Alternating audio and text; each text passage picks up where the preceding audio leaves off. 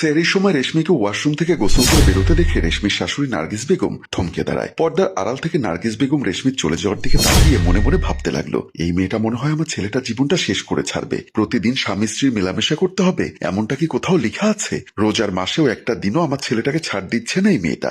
আমরাও তো ঘর সংসার করেছি, আমরাও তো স্বামীর সাথে মেলামেশা করেছি, কিন্তু এত বেপরোয়া তো আমরা ছিলাম না। সবকিছুরই তো একটা সীমা রয়েছে, অতিরিক্ত কোনো কিছুই ভালো না। এই রমজান মাসে মেলামেশা না করলে কি হয়, সারাদিন রোজা রাখার পর এমনিতে অসুস্থ হয়ে পড়ে, তার উপর এত জোর আসে কোথা থেকে ওদের শরীরে? নার্গিস বেগম এক পলকে নিজের ছেলে ও ছেলের বউ রেশমি সম্পর্কে ভাবতে লাগলেন এতগুলো অপ্রয়োজনীয় ভাবনা। একটু পরেই সেহরি খাওয়ার সময় হয়ে যাবে, তাই নার্গিস বেগম আর সেখানে না দাঁড়িয়ে থেকে সেহরি রেডি করতে রান্নাঘরের দিকে চলে গেলেন। রেশমি গোসল করে যখন বেডরুমে প্রবেশ করলো, ঠিক তখনই মুন্নার ঘুম ভেঙে যায়। মুন্না চোখ মেলে দেখতে পায় তার স্ত্রী রেশমি ড্রেসিং টেবিলের সামনে দাঁড়িয়ে মাথার চুল আঁচড়াচ্ছে। রেশমিকে পেছন থেকে দেখতে খুব দারুণ দেখাচ্ছিল। ঘুম ঘুম চোখে মুন্না নিজেকে সামলে রাখতে পারল না। নিজের সুন্দরী বউয়ের রূপ দেখে মুন্না উত্তেজনায় আত্মহারা হয়ে আস্তে আস্তে খাট থেকে নেমে রেশমিকে পেছন থেকে জড়িয়ে ধরল। মুন্নার হাতের স্পর্শে রেশমি থমকে উঠে বলল, মুন্না কি হচ্ছে এসব? মুন্না রেশমির কানের কাছে মুখ নিয়ে বলল, কি আর হবে বলো, তোমাকে দেখে চোখে নেশা ধরেছে, তাই তো রোমান্স করতে মন চাচ্ছে আর কি। তোমার কি মাথা খারাপ হয়েছে? আমি মাত্র গোসল করে এসেছি, যাও তুমি তাড়াতাড়ি গিয়ে গোসল করে এসো, সেহরি খাওয়ার সময় হয়ে যাচ্ছে।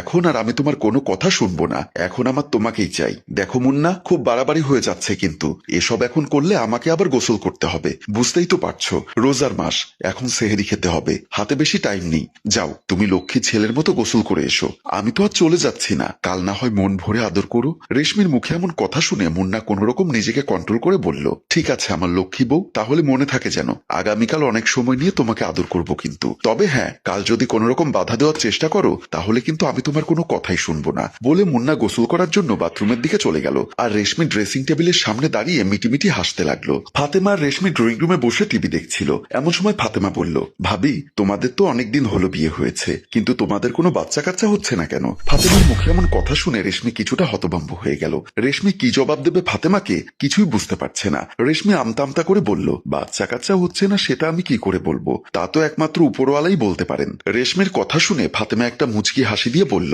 দেখো ভাবি, আমাকে কি তোমার ছোট বাচ্চা মনে হয়? আমি কিন্তু এখন বড় হয়ে গেছি। তুমি জানো আমার অনেক বান্ধবী আছে যারা লুকিয়ে লুকিয়ে প্রেম করে।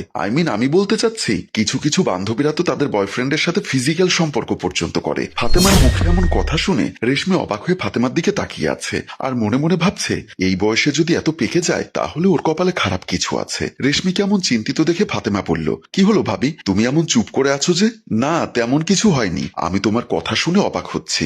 আহা ভাবি, অবাক হওয়ার কি আছে, আমি কিন্তু সবই বুঝতে পারি। তুমি যে প্রতিদিন সকালে উঠে গোসল করো সেটার কারণও কিন্তু আমি জানি। আমার এক বান্ধবী বলেছে স্বামী স্ত্রী একসাথে মেলামেশা করার পর গোসল করতে হয়, বুঝতে পেরেছো? ফাতেমার মুখে এমন কথা শুনে রেশমি কিছুটা লজ্জাবোধ করে, কিন্তু রেশমি ফাতেমাকে কিছুই বলল না। ফাতেমা আবারও একা একা বলতে লাগলো, ভাবি আমারও খুব ইচ্ছা কখন তোমার ঘরে একটা ছোট্ট বাচ্চা আসবে আর আমাকে ফুপু আম্মা বলে ডাকবে। ফাতেমার কথা শেষ হতে না হতেই রেশমি ফাতেমার হাতে ধরে বলল, Fatema I am tried, but তোমার জন্য আমার ছোট্ট একটা অ্যাডভাইস হলো, তুমি এই বিষয়গুলো যত এড়িয়ে চলবে ততই তোমার জন্য মঙ্গল হবে। রেশমি সেখান থেকে বেরিয়ে যায়। ফাতেমা ঠায় বসে রেশমির বলে যাওয়া কথাগুলো নিয়ে ভাবনায় পড়ে গেল। বেডরুমে শুয়ে আছে, এমন সময় রেশমির বেডরুমে প্রবেশ করলো নার্গিস বেগম। নার্গিস বেগমকে রেশমির বেডরুমে প্রবেশ করতে দেখে রেশমি শোয়া থেকে উঠে বসে বলল, মা আপনার কিছু লাগবে? নার্গিস বেগম খাটের উপর রেশমির পাশে বসে বলল, বৌমা আমার কিছু লাগবে না, বাট তোমার সাথে আমার কিছু কথা ছিল। জি মা বলুন। বৌমা তোমাদের বিয়ের তো আজ কয়েক বছর হয়ে গেল, কিন্তু এখনো কোনো নাতি নাতনির মুখ দেখাতে পারলে না।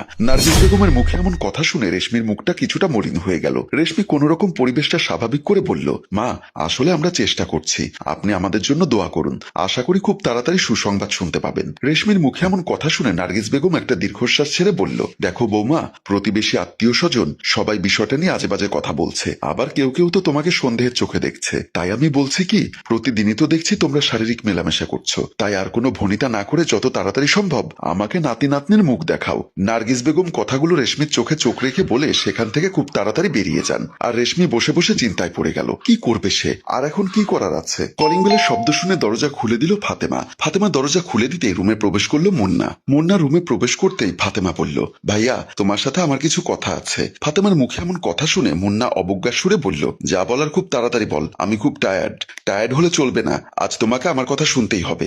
দেখ ফাতেমা, এখন আমার কাছে খুচরা কোনো টাকা নেই, কাল আমি অফিসে যাওয়ার সময় তোর ভাবির কাছে টাকা রেখে যাব, তুই সেখান থেকে নিয়ে নিস। ভাইয়া আমি তোমার তোমার কাছে টাকা চাইতে আসিনি, এসেছি তোমার সাথে কিছু গুরুত্বপূর্ণ কথা বলতে। মুন্না একটু বিরক্তি নিয়ে বলল, ঠিক আছে বল, কি বলতে চাচ্ছিস? ভাইয়া, তোমাদের বিয়ে হয়েছে আজ কত বছর হয়ে গেছে, অথচ তোমাদের কোনো বাচ্চা কাচ্চা হচ্ছে না। এ নিয়ে পাড়া মহল্লা এমনকি আত্মীয় স্বজনেরাও এখন রীতিমতো কথা শোনাচ্ছে।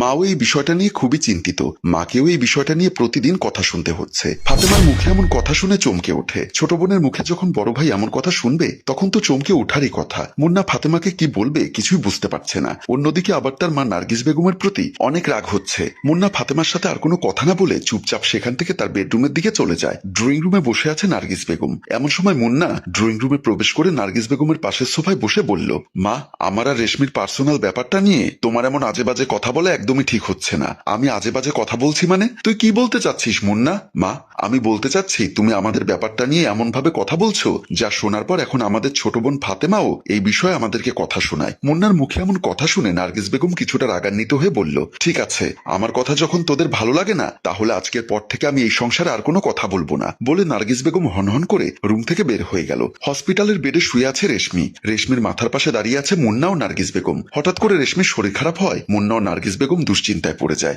এমন সময় ডাক্তার রাজু এসে মুন্নাকে বলল, মুন্না সাহেব, আপনাদের জন্য সুসংবাদ রয়েছে, আপনি বাবা হতে যাচ্ছেন। ডাক্তার রাজুর মুখে এমন কথা শুনে মুন্নার মুখটা মুহূর্তের মধ্যেই আনন্দে ঝলমলিয়ে উঠল। নার্গিস বেগম বলল, ডাক্তার সাহেব কি বলছেন এসব? ডাক্তার রাজু একটা হাসি দিয়ে বলল, জি আন্টি, আপনি দাদি হতে যাচ্ছেন। বলে ডাক্তার রাজু সেখান থেকে বেরিয়ে যায়। আর মুন্না মাথা নিচু করে রেশমির মাথায় হাত বোলাতে থাকে। এমন সময় নার্গিস বেগম বলল, বাবা, তোরা আমাকে ক্ষমা করে দিস, আসলে তোদের এই বিষয়টা নিয়ে আমাদের এভাবে কথা বলা একদমই ঠিক হয়নি। মুন্না নার্গিস বেগমের হাতটি ধরে বলল, মা, এভাবে বলো না, তুমি তো আমাদের মা, আমাদের সব বিষয় নিয়ে তুমি টেনশন না করলে তাহলে করবেটাকে বলো? বাবা, আমার আর কোনো কিছু পাওয়ার ইচ্ছা নেই, এখন শুধুমাত্র আমার একটাই চাওয়া, আল্লাহ যেন আমার নাতিকে সহি সালামতে পৃথিবীতে নিয়ে আসেন। নার্গিস বেগম নিজে নাতির জন্য একের পর এক শুভকামনা করতে লাগলেন। আর মুন্না দাঁড়িয়ে একবার তার জন্মদাত্রী মায়ের দিকে আর একবার তার সন্তানের জন্মদাত্রীর দিকে পরম তৃপ্তির চাহনিতে নিজেকে নিজে ধন্যবাদ দিতে লাগলো। সম্মানিত ভিউয়ার্স, অনাগত একটি শিশুর পৃথিবীতে আগমনের বার্তা দিয়ে আমাদের গল্পটি এখানেই শেষ হলো। আমাদের গল্পটি যদি আপনাদের ভালো লেগে থাকে তাহলে লাইক, কমেন্ট ও শেয়ার করে আমাদের পাশেই থাকুন।